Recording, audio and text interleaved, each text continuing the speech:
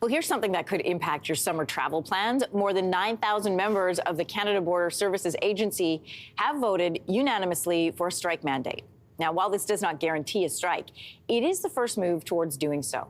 The union says workers have not had a contract for 2 years. For more on what needs to happen to avoid a strike, we are joined by Ian Lee, professor at Sprott School of Business at Carleton University. Welcome. Good morning, Anne-Marie. Okay, walk us through what could happen. What would we see if strike action takes place? Well, it's a curious situation because the border guards are designated essential under the Public Service Staff Relations Act. And that means they can't technically go on strike. However, they can work to rule.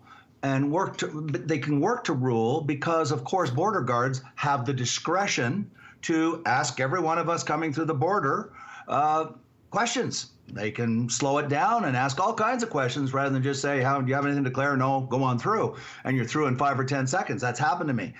And many Canadians. But if they work to rule and they ask you endless questions, they can slow down that border enormously. And so there's a lot of people going through that border. 5 million in March of this year came back to Canada, 5 million Canadians. And that's not even talking about the $2.5 billion of goods that cross the border daily. So it can have a huge negative impact on the economy. Yeah, and the Prime Minister weighing in on this a few days ago, saying, let's be at the bargaining table, let's not move towards this.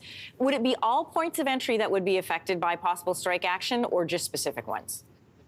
That hasn't been announced yet, but when you look at the border points, as you can guess, yes, there are multiple border crossings across Canada, but there's only about 5 that are really huge. The Ambassador Bridge in Windsor, it's just overwhelming. It's $400+ million a day. It is just crucial. Not to mention Montreal, the Port of Montreal, and the border with the States, and of course the border in Vancouver. So, yeah, it would have in those largest CMAs, that's where the impact is going to be felt the most. Because they are an essential service, is it possible that they could be ordered back to work? Well, it's interesting because I looked at the last time there was a major disruption. It was the port workers in BC, and Minister Seamus O'Regan, the Labour Minister, said, look, we've got all the tools on the table. We can legislate them back to work. He said, I can impose mandatory binding arbitration. So they were bringing out and suggesting they had a lot of tools. This time, there doesn't seem to be the same sense of urgency, which I find puzzling because when the border was last closed by the protesters 2 months ago, the government, properly so, was very, very concerned because of the impact it was going to have on the economy. So I think that the government is still going to have to step up its game on this because of the impact of millions and millions of Canadians and on the impact on the business community, the thousands of businesses that cross that border every day. And obviously, Ian, we're not going to just see pressure from the Canadian side because, this is the longest, border sharing and trade agreement that we have with the U.S. What kind of pressure could we see from the U.S. side?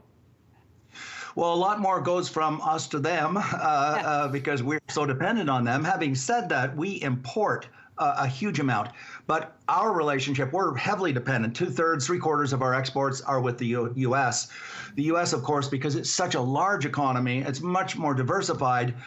Their trade with us is a much smaller percentage of their economy than our trade with them. So they're not going to be as inconvenient, shall we say, as much as we are. Yes, the border states will get hit hard along the U.S.-Canadian border, but we're going to be affected much more significantly, both individuals, especially now that's the tourist season, and people going to the States or abroad for holidays, and of course on business. It's going to be very, very significant in terms of the economic impact. Ian, really quickly, everybody's making their summer plans now. What's the time frame for all of this to get decided?